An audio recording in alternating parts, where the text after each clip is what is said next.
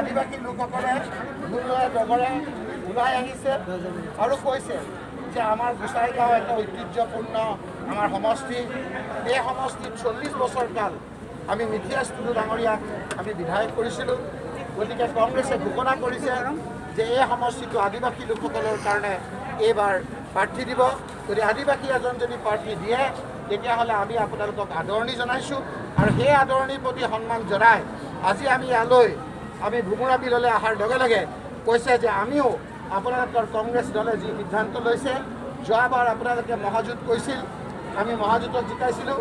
এইবাৰ আমি গোসাই গাঁৱৰ যোগেদি অসমৰ মানুহক এটা বাৰ্তা দিবলৈ ওলাইছোঁ যে যি ভাগ কৰি আজি বড়ো জাতিক আজি যি ভাগ কৰিছে প্ৰমোদ বড়ো আৰু আমাৰ হাগ্ৰামা মহিলাক ভাগ কৰি বড়ো জাতিক ভাগ কৰিব বিচাৰিছে বিজেপিয়ে। আজি আপোনালোকে দেখিছে চাহ জনজাতিসকলৰ মাজত এক আপোনাৰ এনেকুৱা এটা ভাৱ হৈছে যে তেওঁলোকক আজি ৰাজনৈতিকভাৱে ক্ষমতা কমাই দিছে। আজি চাহ জনজাতিসকলৰ বিধায়ক আজি বিজেপি তাত বেছি নাই, কাৰণ তেওঁলোকে চাহ জনজাতি অধ্যুষিত এলেকাটো তেওঁলোকে বেলেগ প্ৰাৰ্থী আপোনালোকে দিছে। চাহ জনজাতিক ৰাজনৈতিক ক্ষমতা নিদিয়াৰ এটা খুব তেওঁলোকৰ জ্বলি আছে।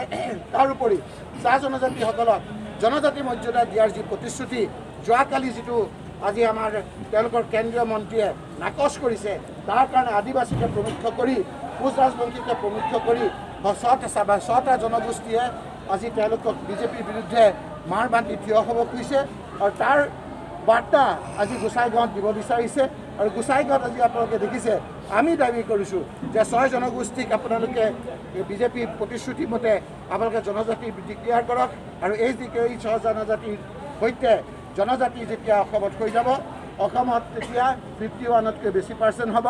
অসমক জনজাতি ৰাজ্য ঘোষণা কৰক। আৰু মোৰ ব্যক্তিগত কথা হ'ল যে চাহ জনজাতি আমাৰ আহোম সম্প্ৰদায় আৰু 6 জনগোষ্ঠী মিলনেৰে যেতিয়া জনজাতিসকলক জনজাতিকৰণ কৰিব আৰু যেতিয়া জনজাতি ৰাজ্য হ'ব, মুখ্যমন্ত্ৰী পদটো যদি জনজাতিৰ কাৰণে সংৰক্ষণ হয়, অসমৰ বহু সমস্যা সমাধান হ'ব। আৰু এইবিলাক কথাৰ কাৰণে আজি বস্তু বাহিনীৰ দামে মানুহক জুৰুলা কৰিছে। ৰাইজে আজি বিজেপি চৰকাৰে ডাঙৰ হৰফেৰে ফটো দি হাঁহি আপোনাৰ এডভাৰটাইজমেণ্ট দিছে, কোটি টকাৰ এডভাৰটাইজমেণ্ট দিছে, কিন্তু ৰাইজৰ হাতত টকা পইচা নাই। ৰাইজে ভোকত আছে। তেলৰ দাম বাঢ়ি গৈছে, মিঠাতেলৰ দাম বঢ়াৰ লগে লগে দালিৰ দাম বঢ়াই দিছে, তেওঁলোকে পেট্ৰলৰ দাম বঢ়াই দিছে, ডিজেলৰ দাম বঢ়াই দিছে, কিন্তু মদটো ৰাতিপুৱাই খুলি দিছে। এইবিলাক কথা বতৰাত ৰাইজে ধৰা পৰিছে আৰু সেইকাৰণে এইবাৰ ঠিক কৰিছে যে গোসাইগাঁৱৰ পৰা এটা বাৰ্তা দিব, বিজেপিৰ পতন ইয়াৰ পৰাই আৰম্ভ হ'ব আৰু এজন আদিবাসী নেতা বিধায়ক হিচাপে কংগ্ৰেছৰ প্ৰাৰ্থী হিচাপে নিৰ্বাচিত কৰিব। দেখা গৈছে যে ইতিমধ্যে আপোনালোকে এইবাৰ দেখিছে যে আমি এবাৰ সিদ্ধান্ত লৈছোঁ, ৰাইজেও দেখিছে যে বিজেপিৰ লগত যুঁজিবলৈ হ'লে কংগ্ৰেছৰ বাহিৰে বেলেগে নোৱাৰে।